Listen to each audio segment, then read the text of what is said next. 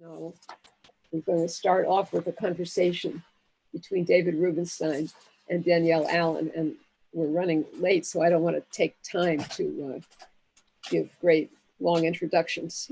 I'll just say of David Rubenstein, he's the co-founder back a number of years ago of the Carlyle Group, a private equity and asset management organization founded in 1987.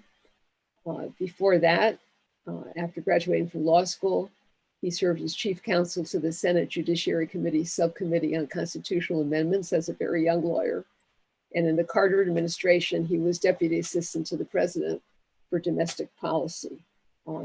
He, in his philanthropic endeavors, which are a very long list, I can't begin to enumerate them.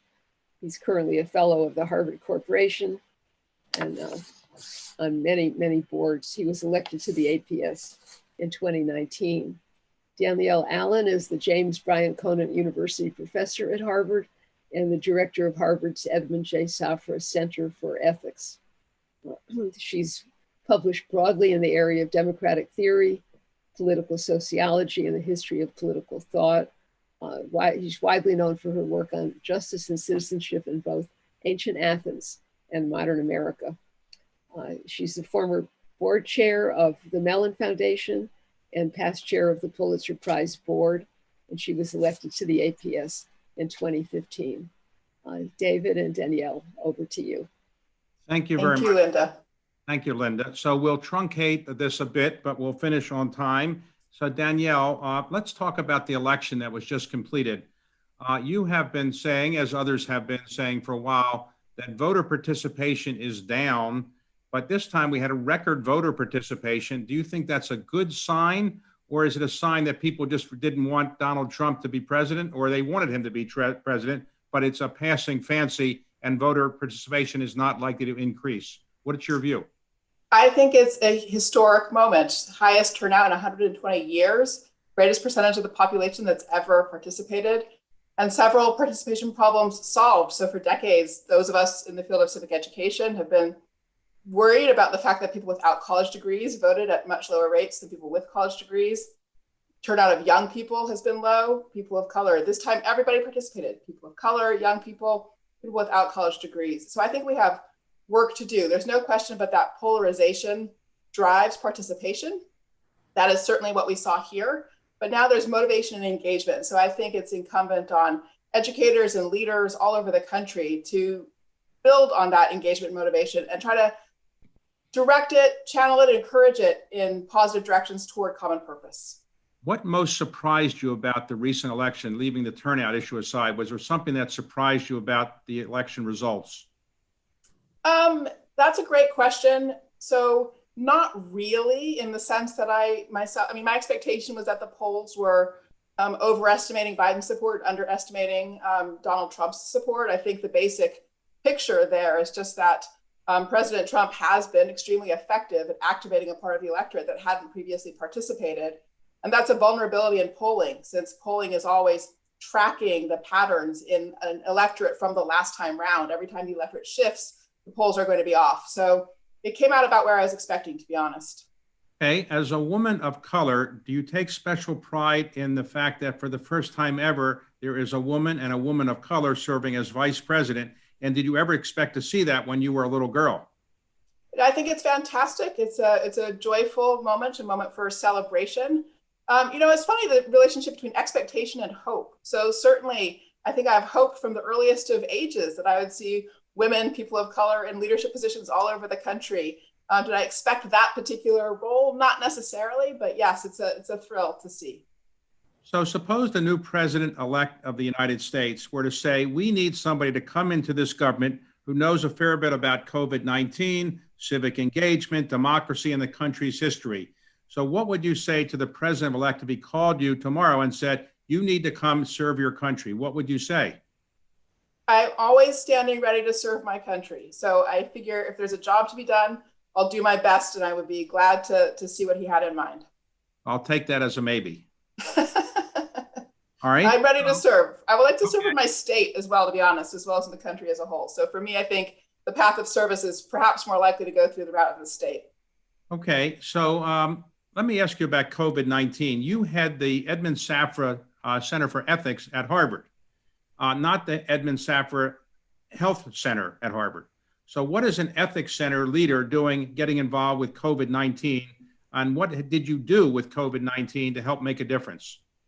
Well, that's a great question, David, and lots of people have asked me that. So for one thing, the Ethics Center at Harvard has been around for about 30 years, and our job has always been to integrate conversations across disciplinary spaces and expertise spaces, and to make sure that any conversation across those areas of expertise is also integrated with ethical concerns. So we've done a huge amount of work with the medical school, the business school, the law school. We are a kind of integration factory, intellectually speaking.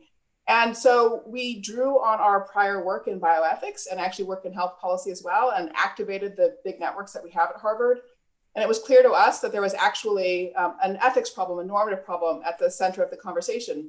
At the beginning, we were having this big fight over whether we should protect lives or protect the economy. And nobody sort of stopped to ask the question of, why should we think about this in terms of trade-offs anyway? What are our overarching objectives? And so we gathered a group of people to define objectives, and quite as you'd expect, the goal is to protect lives and liberties and livelihoods simultaneously. And the fact of the matter is that there were policy pathways that permitted an alignment in pursuit of those objectives, that it didn't need to be cast as a trade-off. So we thought of our initial mission as trying to help the conversation shift from a trade-off conception of the choice to an alignment conception. How can we align our goal of saving lives and protecting health, protecting the economy, which has to be the foundation for health, and protecting liberty? So if you're a 71-year-old white male and you don't want to get COVID-19, what's the best thing to do? Wear a mask. Wear a mask. We all need human connection. So the answer is not stay in your house. But the answer is to socialize carefully and socialize with people who are wearing masks, to socialize outdoors to the maximal extent, to avoid indoor spaces with people whose health passed over the past 14 days you don't know. Okay. For the American Academy of Arts and Sciences, you recently co-chaired a report talked about reinventing democracy. Why do we need to reinvent democracy? Isn't it working out okay right now? I think we all have seen plenty of red alarm bells going off. For me, the one that really caught my attention was the point in 2013 when Congress had an approval rating of 9%. And I always call attention to this because, after all, the legislature is the first branch. It has the job of articulating the will and perspective of the people. And so if the people approves of itself at a rate of 9%, then the thing is broken. And one could go through a list of other data points that indicate that we really do have work to do restoring the health of our democracy. Now, when you were growing up, you said, I want to become a leading intellectual in the United States. What did you say when you were a little girl about— I wanted to be a running back. That's what I wanted to be, David. All right, that was your career. All right, so you went to Princeton, you were graduated summa cum laude, you got a Marshall Scholarship, you get a PhD from Cambridge, you came back and get another PhD from Harvard. Didn't your parents say one PhD is enough? Now, that was sort of an accident, the two PhD thing, so it definitely wasn't something I set out to do, but I've always had the most generous parents. And my parents actually always told me that my education would be my inheritance. So there you go. I took as much as I could get, as much education as I could put my hands on. Okay. So now at Harvard, how is it teaching by Zoom? I mean, have you had to reinvent your curriculum? And what is it like teaching students who aren't really there? So I've been doing a graduate seminar this fall, and the truth is it's gone much better than I expected. I'll tell you a secret, which is that I actually called the university in the spring and asked if I could retire because I was so afraid of teaching on Zoom. And they said, no, not yet. You can quit, but you can't retire. So wasn't ready for that. So at any rate, so it's been actually much better than I expected. So for my graduate seminar, I'm fortunate that it's only about 25 students. So we all fit on a single screen. And I've become facile at using the chat function actually to get people's comments into the conversation. And we actually, I think, have had even richer conversations than in the classroom. In the spring, I'm doing a large lecture course. I have to admit, I'm worried about that. I'm not convinced that that one is going to be substitutable in the way that the graduate seminar turns out to have been okay. When I was an undergraduate, people always asked the professors, is this going to be on the exam? Do they still ask that question anymore, or nobody asks that anymore? I hate to tell you, they still ask that question. So, and I always say, Okay, so let me ask you about a book you've written called Cuz. You've written a book about a cousin of yours who was imprisoned for a carjacking and ultimately, when he was released, was killed. Why did you decide to spend some of your time writing a book about something that some would say is not quite in the area that you had traditionally written about? Why was this so important to you? That's a great question, David. And it's interesting. It was a long time coming. It wasn't an easy thing to do. Skip Gates, Professor Henry Louis Gates Jr., invited me to give the Du Bois lectures at Harvard. And this is a very important set of lectures where the speaker is invited to reflect on the state of affairs for African Americans in the US in the contemporary moment. And I accepted the invitation, of course, gladly. And then the day came and I deferred. I kept giving Skip these sort of really abstract titles, or, race and justice in the 21st century, or African Americans and equality in the 21st century. And then the date for the lectures would come and I would cancel again. And finally, Skip said, look, Danielle, you're going to have to give these lectures. You can't keep punting on this one. And at that point, I had to face the question of why it was I was finding it so hard to prepare lectures on the relevant theme. And the answer was then just very clear. I couldn't address the question in an abstract way, the sort of mode of a political philosopher, until I had understood my cousin's story. One of the most devastating things that has occurred in the life of my extended family. None of us truly understood my cousin's story. So I realized in order to reflect on the state of affairs for African Americans in the early 21st century, I had a job to do, and that was to understand my cousin's story and to share it. So that is what happened. I gave the book as lectures, Du Bois lectures at Harvard in the first instance. I wept through every single one of the lectures. So I think it was the strangest academic event Harvard may have ever seen. So when you were a young girl growing up, I think in the Midwest, was it? Or where did you grow up? Southern California. Southern California. Did you feel racial discrimination when you were growing up then? And do you now, as a Harvard University professor, the highest rank that you can get at Harvard, do you still feel discrimination both as an African-American, as a woman? So I was lucky to grow up in Southern California of the 1970s, which was a pretty mixed place, pretty culturally fluid and flexible. And the truth is, it was for me a beautiful place to grow up. And I did not experience discrimination as a young person. As a teenager, I was watching and registering the growth of mass incarceration around me and was sort of shocked and uncertain how to make sense of it all. And so that was sort of the experience as a young person. So in honesty, for me, the country's caste system, as our speaker, as Professor Fisk said, became tangible and real, in all honesty, when I went to Princeton as an undergraduate. So that is the place where I learned in full the experience of the racial structures of America.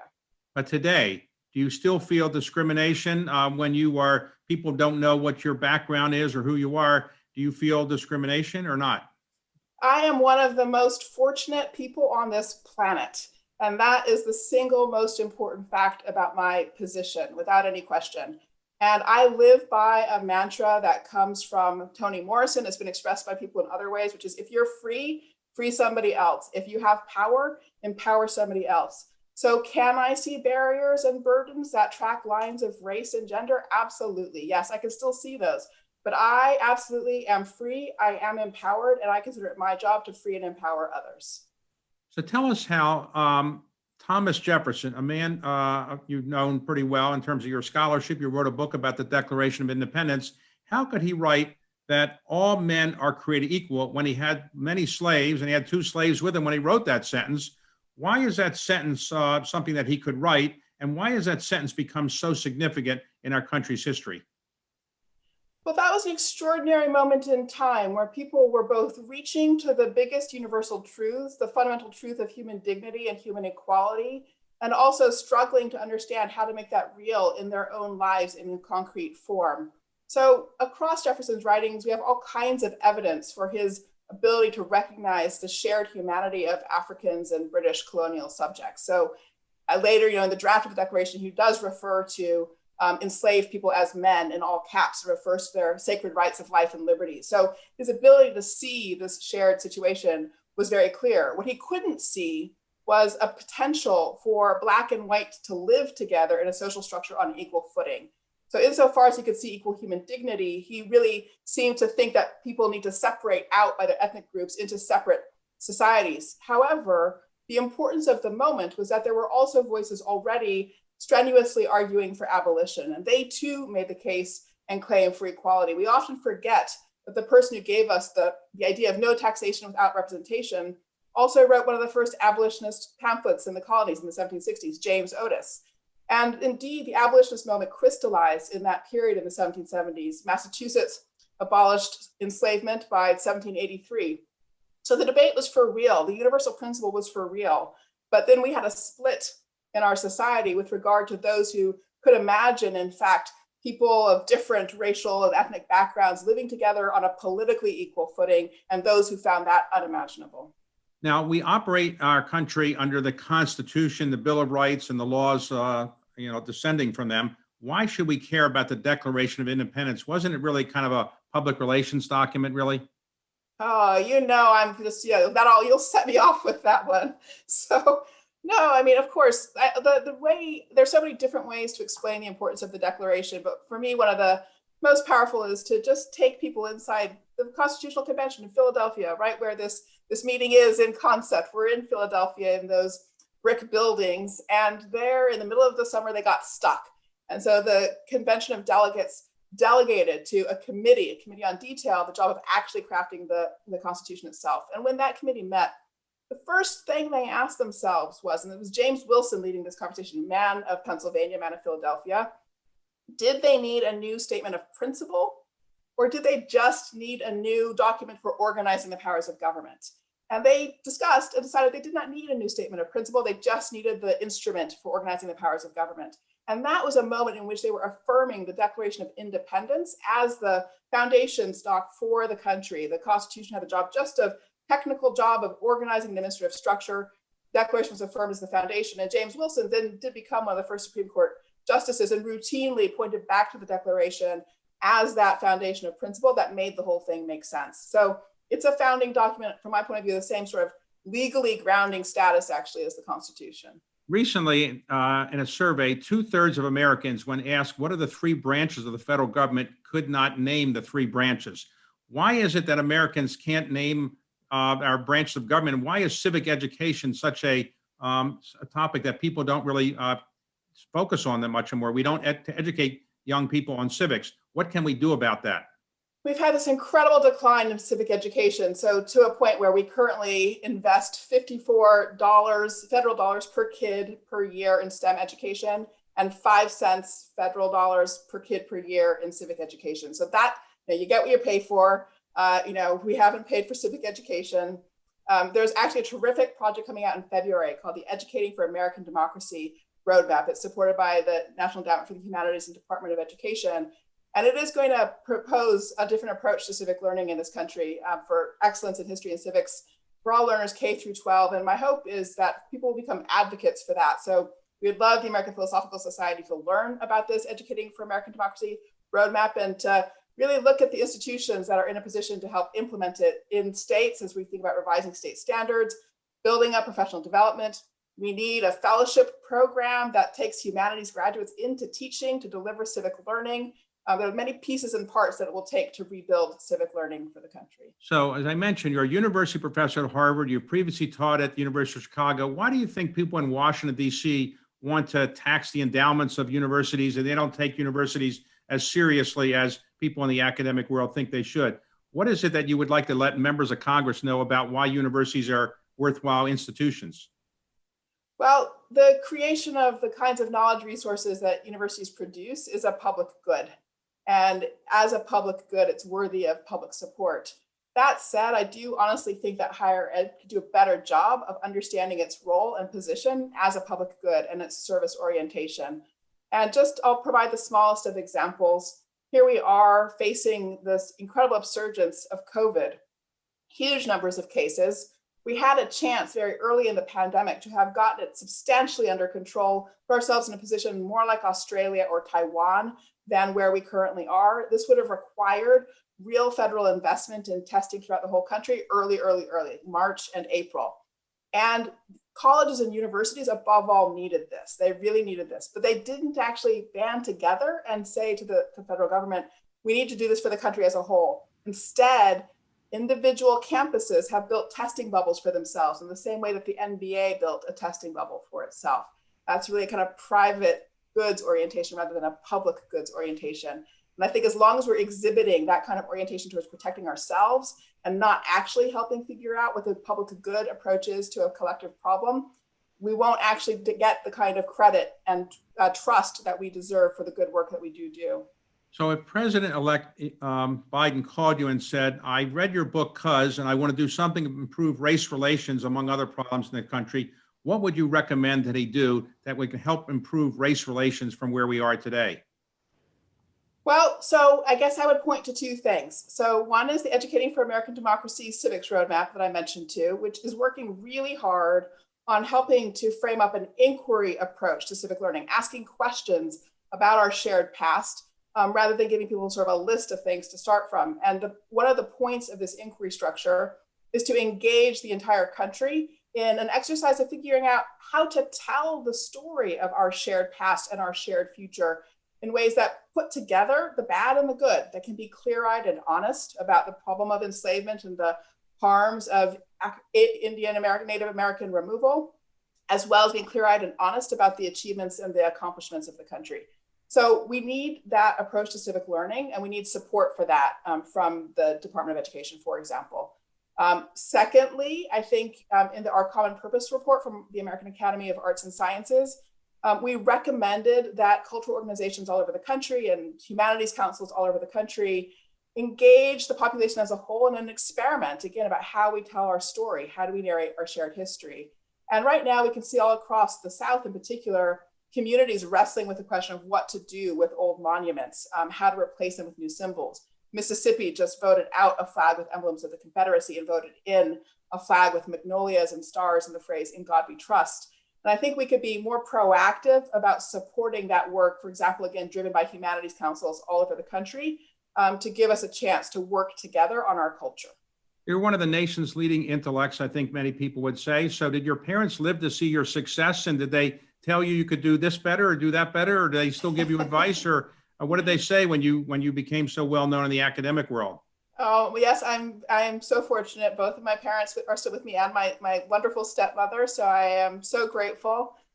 They are constantly with me in many, many ways. My mother often signs on to webinars, and absolutely, she gives me feedback. She's my best post-webinar debriefer. A little bit, hold your chin up a little higher, Danielle, or slow down a little. You're talking too fast again, Danielle, and so forth. So they're always with me. So a final question, because we're out of time. If you had a chance to ask one question of Thomas Jefferson and one question of Benjamin Franklin, the founder of the American Philosophical Society, what question would you ask of Jefferson and what would you ask of Benjamin Franklin? So the question I would ask of Benjamin Franklin is, how can people with college degrees get real and be comfortable connecting with, communicating with, building social relations with people without college degrees? I think Franklin was incredible at building social relations and social groups and pulling strangers together. And we need that spirit of hospitality and invitation and social connection. So I would want to put Franklin's brain on that social problem that we have. And with regard to Jefferson, I think I stopped asking questions about Jefferson a long time ago. It's really, why were you so tangled up, man? Why did you let your head lead you more than your habits? Danielle, thank you very much for an interesting conversation, and congratulations on all you've achieved in your incredible academic career. Thank you. Thank you, David. Take good care. Bye. All right, back to Linda. Okay, thank you both. Am I on here? Yeah, thank you both for a very engaging conversation. And Danielle, having been on the receiving end of some of David Rubenstein's trademark questioning, you did well, girl. Okay, thank you.